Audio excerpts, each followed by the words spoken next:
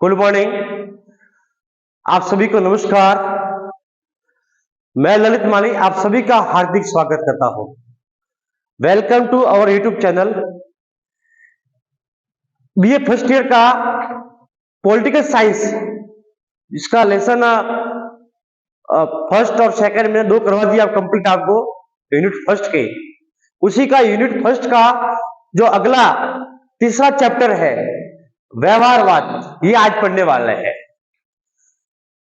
पहले आपने हमारे चैनल को सब्सक्राइब नहीं किया है तो चैनल को सब्सक्राइब करें, लाइक करें और शेयर करें। पूरा पॉलिटिकल साइंस मैं पढ़ा रहा हूं, आपको समझ में अच्छी तरह आ रहा है तो आप बढ़िया तरीके से नोट्स बढ़ाइए, समझिए। पॉलिटिकल साइंस बहुत इजी है, इतनी हार्ड नहीं है।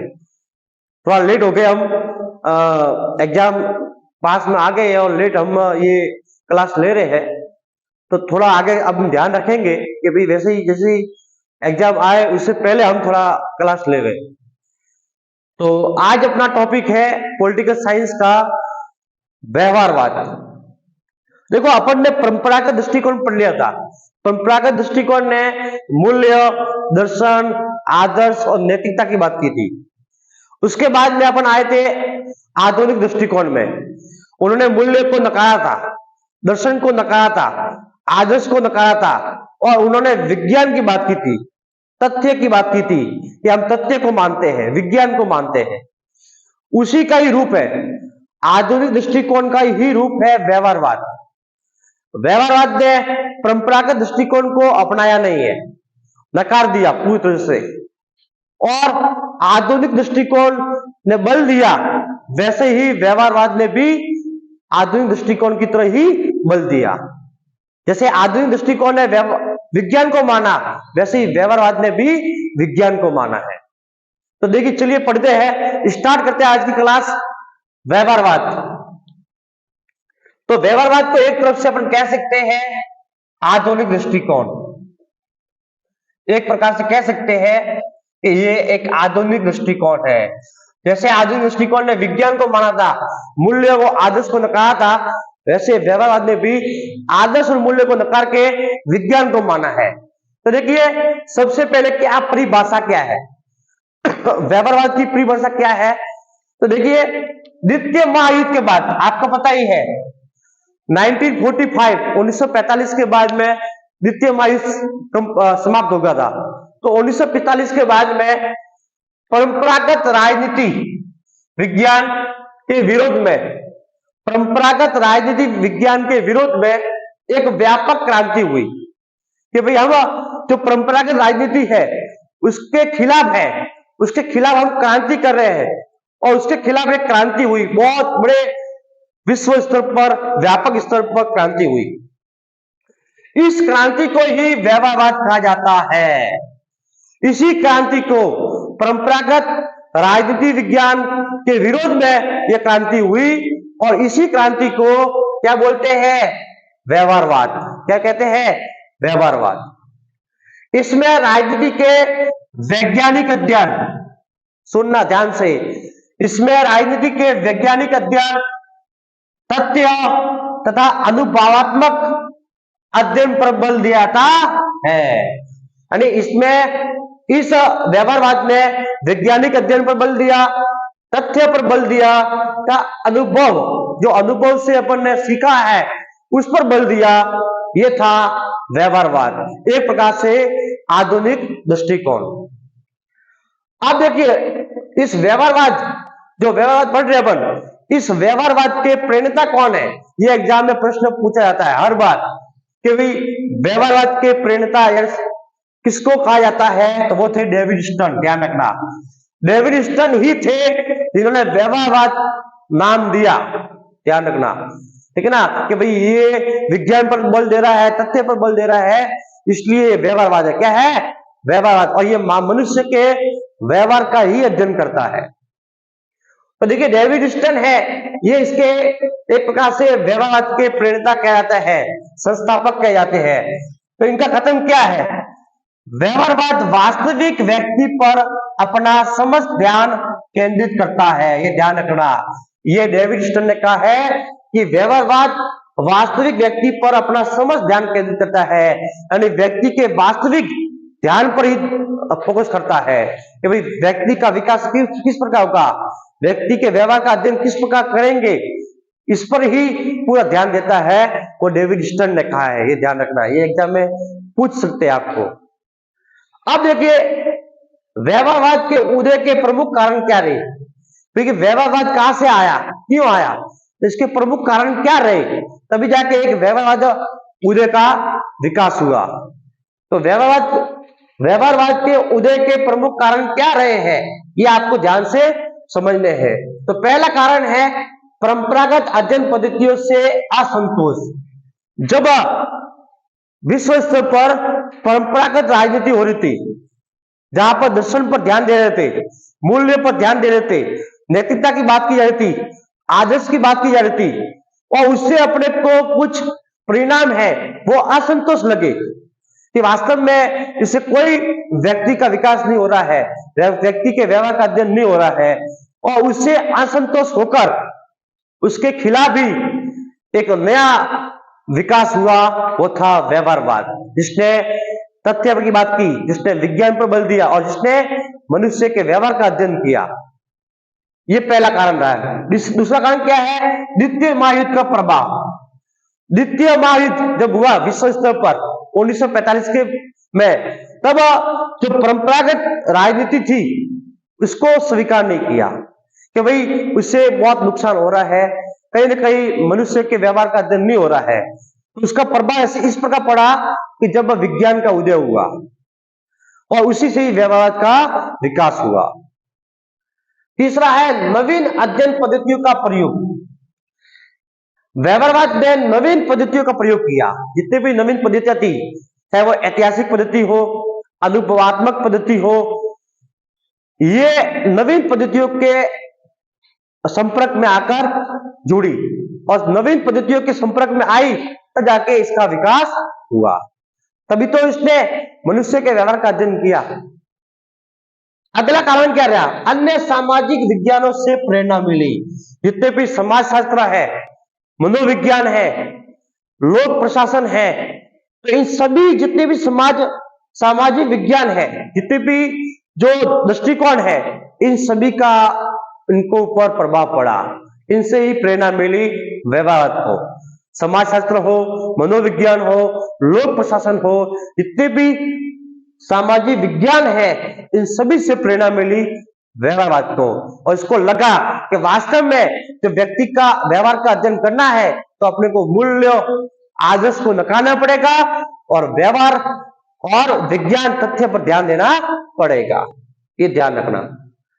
अब आपको समझना है प्रमुख समर्थक विचारक कौन से हैं। प्रश्न आएगा कि व्यवहारवाद के दो प्रमुख विचारकों के नाम लिखिए जो व्यवहारवाद की बात करते हैं। तो वो है डेविड स्टर्न, एक तो ध्यान रखना, चार्ल्स मेरियम कहते हैं, और ग्राम वालस।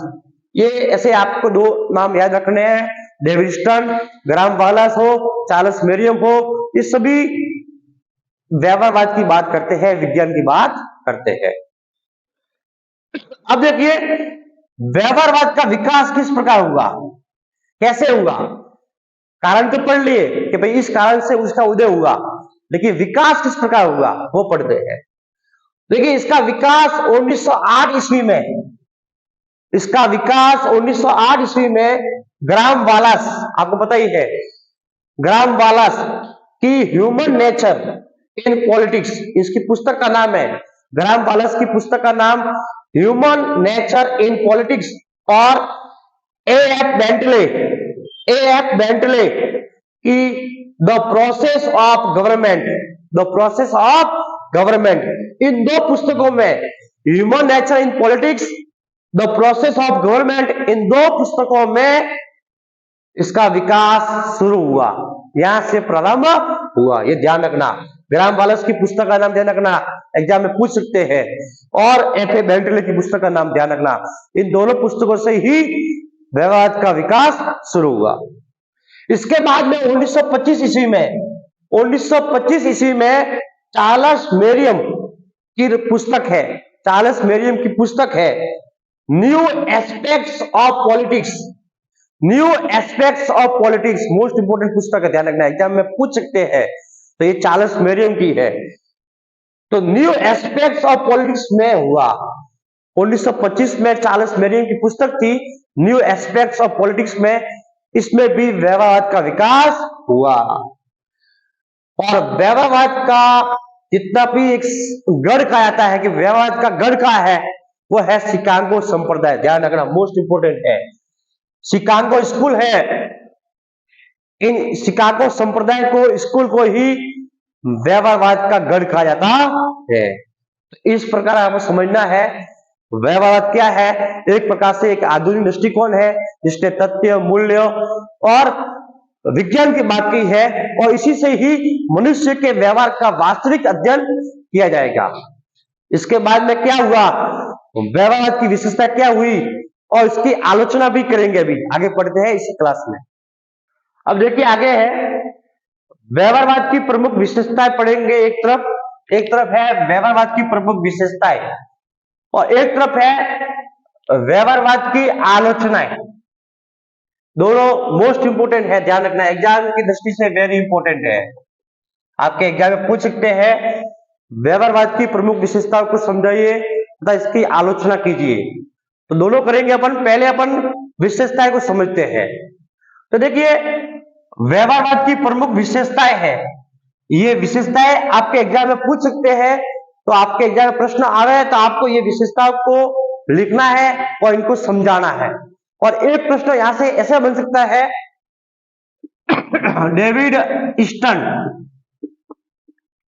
डेविड ईस्टन के प्रमुख लक्ष्य बताइए।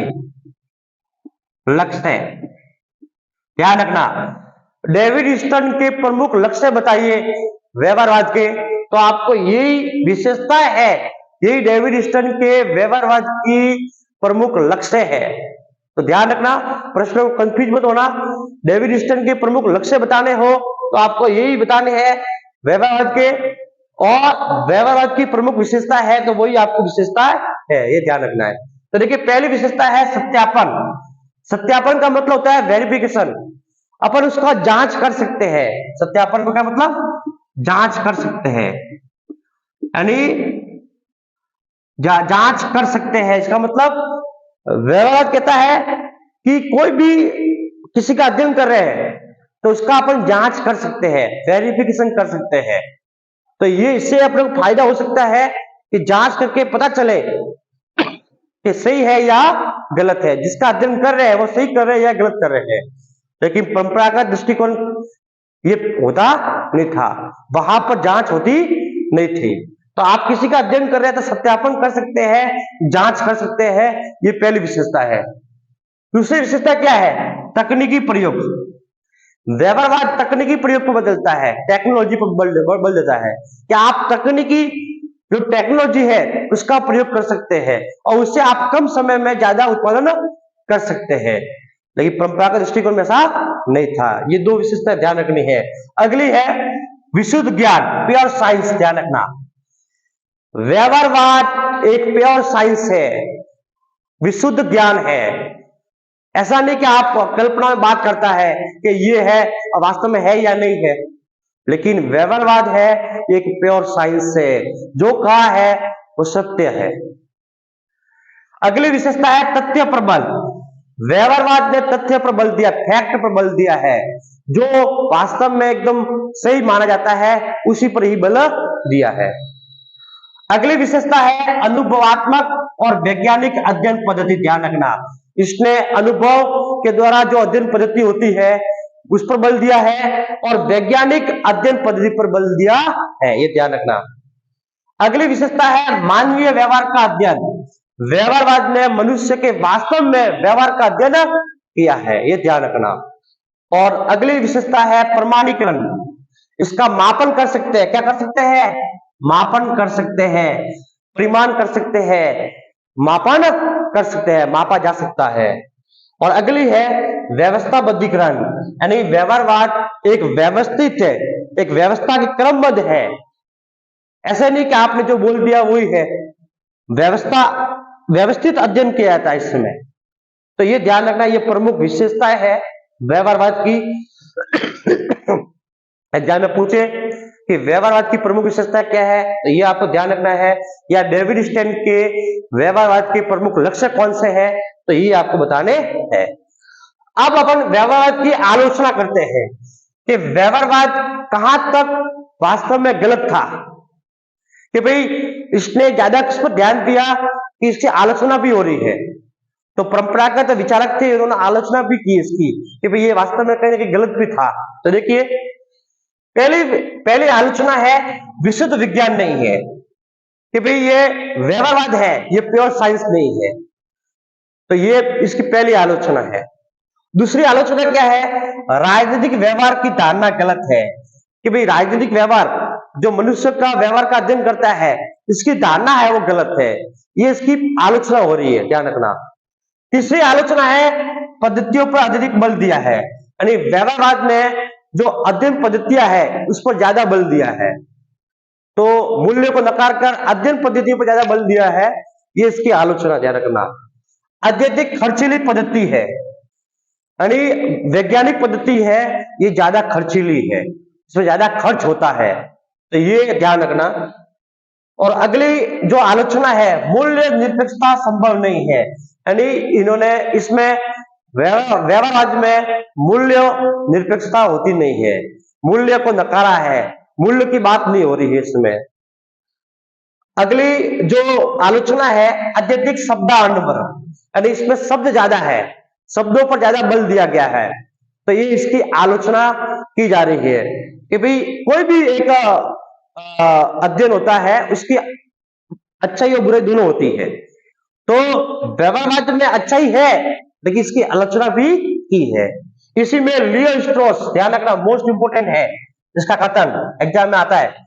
लियो स्ट्रॉस ने क्या कहा है, मूल्य निरपेक्षता का परिणाम कि आपने मूल्य को नकारा, व्यवहारवाद ने मूल्य को नकारा, तो इसका परिणाम क्या हुआ, गटर की विजय हो सकता है, और यही हुआ, यानी गटर की विजय हुई।